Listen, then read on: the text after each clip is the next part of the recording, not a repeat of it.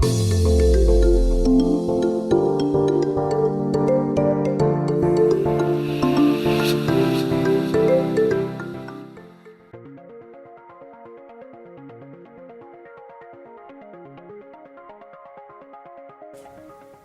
привет, дорогие друзья, дорогие подруги, здрасте.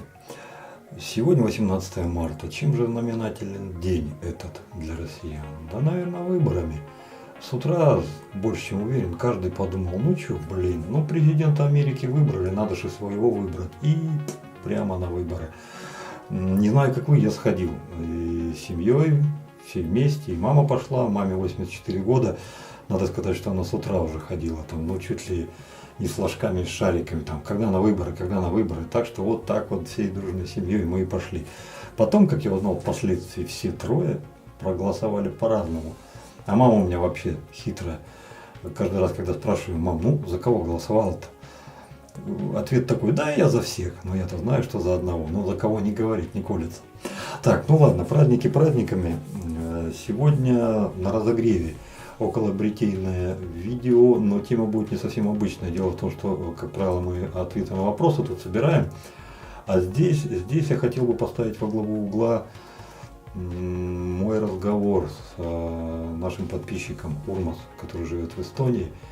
Вот на Медне мы с ним говорили, и там очень много всяких интересных вопросов поднимали. Как это у нас обычно происходит? В течение недели я что-то записываю на бумажку, он что-то записывает, а потом в субботу заранее договариваемся с ним. Ну, как правило, это ближе к 3 часам, там уже в Эстонии все просыпаются. И, ну что, Вадим, поскайпимся? Ну вот садимся на скайп и разговариваем. О чем мы разговаривали в этот раз? Я не хочу сделать доклад, о чем мы разговаривали. Я хочу с вами поделиться, плюс спросить вашего совета. Возможно, кто-то сможет по всем этим пунктам что-то дополнить. Вот это я хочу сделать. Ну, хочу, не хочу. Давайте посмотрим, что из этого получится. Так, камера, мотор, все работает нормально. Помазок. Я вкратце конспект записал, то есть мы с ним разговариваем, а я какие-то краткие сообщения, как в юности конспект записал. Вот по нему сейчас и отстреляемся. Помазок до 42 градусов. Что за цифра такая? Из разговора с Урмасом выяснилось следующее. Он не единожды интересовался, а влияет ли температура на помазки. Вот из того общения, что вот у нас было, я вынес следующее, что на синтетику и на кабана температура не влияет, то есть там пофигу. Похолоднее, пожарче, то есть больших изменений каких-то кабан или синтетика не понесут. А вот что касается барсука, то тут история совершенно другая. Во-первых, горячую воду свыше 45-50 градусов барсук не любит. Есть в нем какие-то там такие составляющие в волосе, которые при горячей температуре выбиваются, и якобы начинается он и выпадать, и ломаться. Ну, короче, всякие жути с ним начинают происходить, не любит он этого. Урмас даже акцент сделал. Говорит, помнишь, у тебя помазок был, говорит, от Александра, царство ему небесное, Тезор. Так вот, эти ребята, когда продают помазки, они даже в своей инструкции ссылочку ставят специальную. Температура не выше 42 градусов. О. Не 41,5, прошу заметить, не 42,2 и даже не 43,6. Но лучше, конечно, 50. Нет, 50 это крепко, 40 нормально. Так вот, ребята, вот такую конечную температуру устанавливают. Как они пришли к этому, каким опытным путем? Ребята, сие мне неизвестно. Но вот такую вот поставочку они ставят. Из своего опыта, пожалуй, что, наверное, я последний человек, кому можно за этим обращаться, потому что, ну, вы сами знаете почему. Помазки каждый раз вертятся, меняются. То есть, если бы я одним и тем же на постоянку брился там, в течение, допустим, там, полугода-год, ну, тогда да, тогда и со мной можно об этом поговорить. Ну, конечно, при условии, что это если барсук. А вот к вам-то, дорогие друзья, конечно, на эту тему можно обратиться, потому что барсуки-то у многих. Но вот вы что-нибудь такое замечали на эту тему? Если что замечали, то что замечали? Вот сказал. Если что-то замечали, то что? Вот так будет правильно. Так, второй тем нашего разговора. Оринги на ручку Тэшку. Да, было такое. Короче, если у вас ручка такая, что, допустим, в некоторых местах где-то подскальзывает, и вы как-то хотя бы раз задумывались, блин, ну как же эту фигню убрать-то? Не стоит думать о том, чтобы мотать изоленту. Самое простое, что можно сделать, это опять же вот со слов Урмаса, можно взять оринги соответствующие, ну резиновые вот эти вот уплотнители, как у нас в паре вот есть, и просто на ручку одеваете, и она будет крепко здесь стоять. В зависимости от того количества, которое вы оденете, вы получите ту или иную конфигурацию, что у вас будет помогать держать эту ручку в руке. Ну, кстати, по-моему, достаточно оригинальная, интересная идея. Лично мне она понравилась. Масло. Да, за масло мы тоже, ребята, говорили. Масло так ли хорошо. Макадамское масло плюс касторка. Огонь. Не мешает. Все, вспомнил. Говорили вот о чем. Что по мнению Урмаса, многие производители, которые делают масло для бритья в качестве там пришеива или для основного бритья, чересчур стали увлекаться тем, что они делают гидрофильное масло, которое растворяется при участии воды. Он считает, что это не так. Тут я с ним согласен целиком и полностью. Потому что суть-то масла в чем? Масло. Да по сути я сейчас то, что скажу, я, наверное, Урмаса повторю, потому что я-то думаю точно так же. Масло, оно не призвано что-то сделать с волосами. Специальное масло для волос, это вот для бороды, это совсем другая песня, ребята. Давайте сейчас вот это не будем трогать, а масло для бритья. И вот некоторые даже, которые вот компания выпускает гидрофильные, суть всего этого, они работают с кожей, они подготавливают кожу для того, чтобы станок лучше скользил, для того, чтобы кожа меньше травмировалась. А к волосам-то они какое отношение имеют? Поэтому зачем масло делать гидрофильное? Если вы, допустим, используете то масло, которое растворяется при помощи воды, то сам смысл теряется. Как мы его используем? То есть, вот самый нормальный ход, как я бы сам поступил, это вначале я подошел к раковине, там душ, то все, 5-10, это, конечно, у кого как получится, но потом вы берете желательно глицериновое мыло, ну или то мыло, которое у вас есть, и просто умываетесь с этим мылом. Вы смываете всю лишнюю бяку с вашей кожи, увлажняете кожу, и не только кожу, но еще и волосы. А волосы начинают напитываться влагой. Умылись, лишнюю влагу убрали, после этого берете уже масло, втираете масло. К волосяному покрову, как я говорил, оно никакого отношения не имеет, у вас кожа начинает напитываться, и кожа уже начинает приобретать несколько другую фактуру. То есть вот мы по сути ее уже начинаем подготавливать к бритью.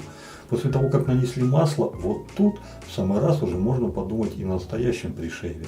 То есть мы берем, допустим, какую-то пенку, там взяли мыло в руках, поколтыхали, или взяли крем, или взяли тот же самый мыло для бритья, нанесли, сбили его в пенку, и нехай оно будет так троху минут.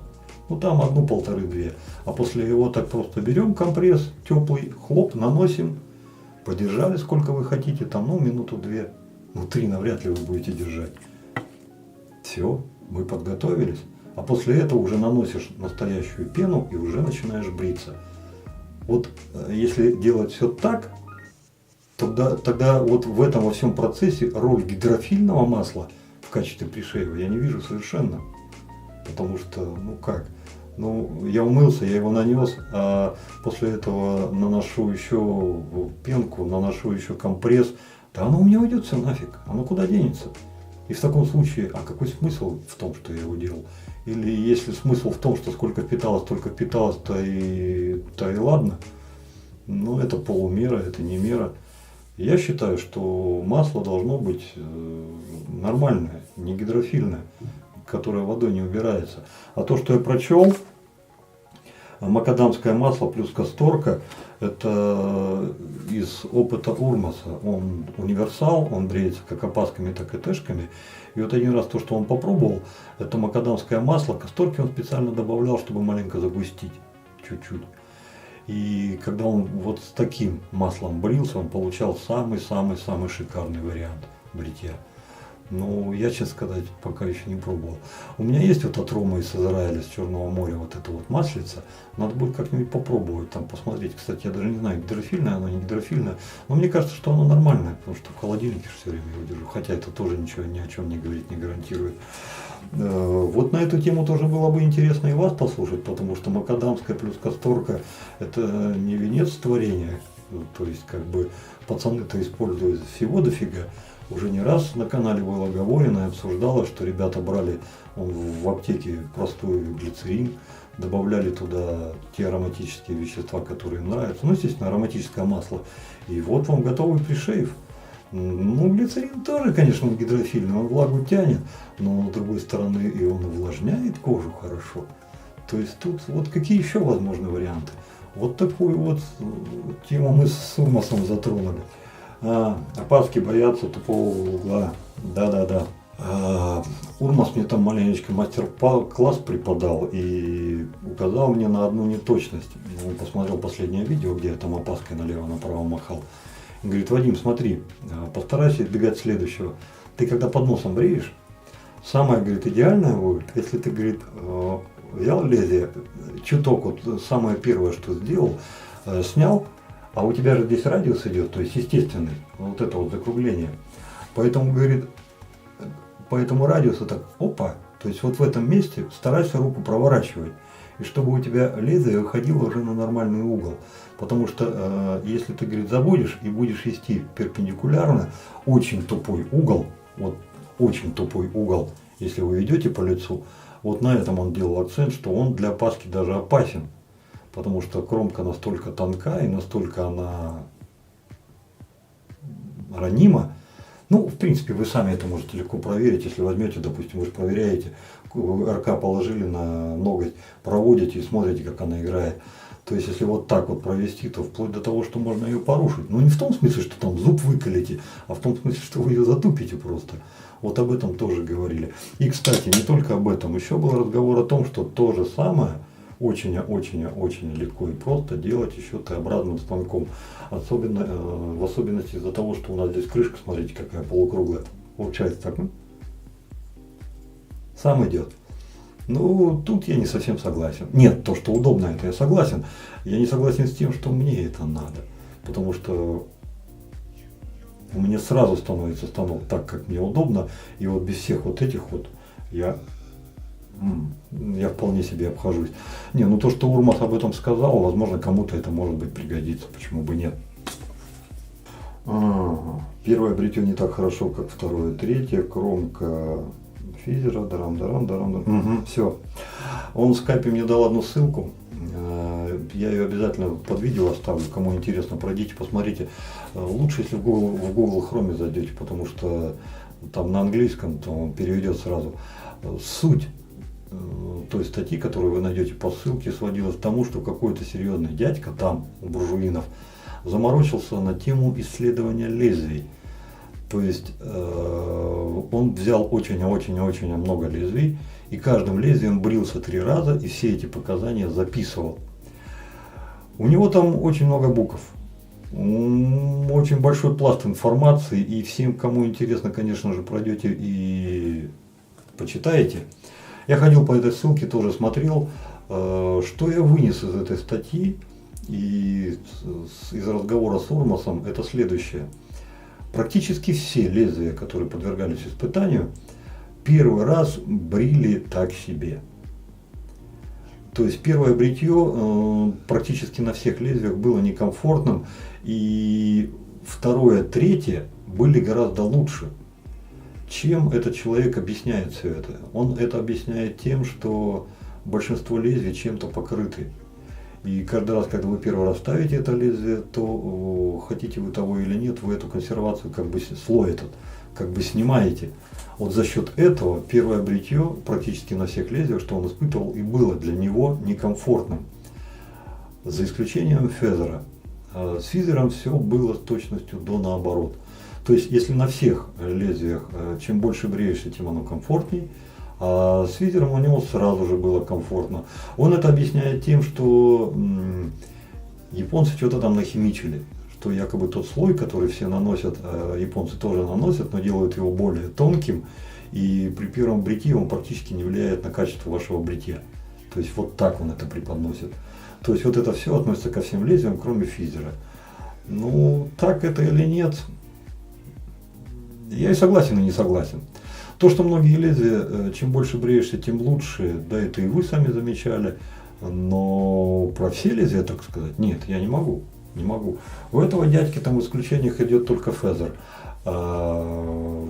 Мне другие лезвия тоже как бы очень, а даже хорошо частенько заходили, даже с первого раза.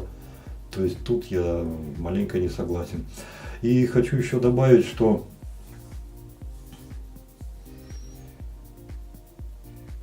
на многих лезвиях покрытие вообще не указывается.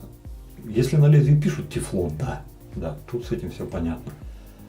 А если на лезвии ничего не написано, что это значит? Что оно без покрытия? Или оно с покрытием, но просто производитель об этом не пишет? Вот тут тоже как бы есть вопросы. Не все понятно. Но в любом случае, если вам интересно, сходите по этой ссылочке, почитайте, потому что там он и остроту оценивает, и долгожительство лезвий в процентном соотношении, потому что все свои опыты он не просто так проводил, он проводил с замерами, то есть усилия он тоже мерил. То есть, ну, серьезно дядька подошел таким, знаете, таким, хорошим настроем. Возможно, кому-то это поможет. Так что по ссылочке сходите, ребята, посмотрите. На зеленой бальсе, красном ремне, железо, так, оксид, хромоксид, хуяк. Ну, это мы с ним обсуждали, что делать с бритвой, что я сейчас не сделал, и как по его мнению следует поступить дальше.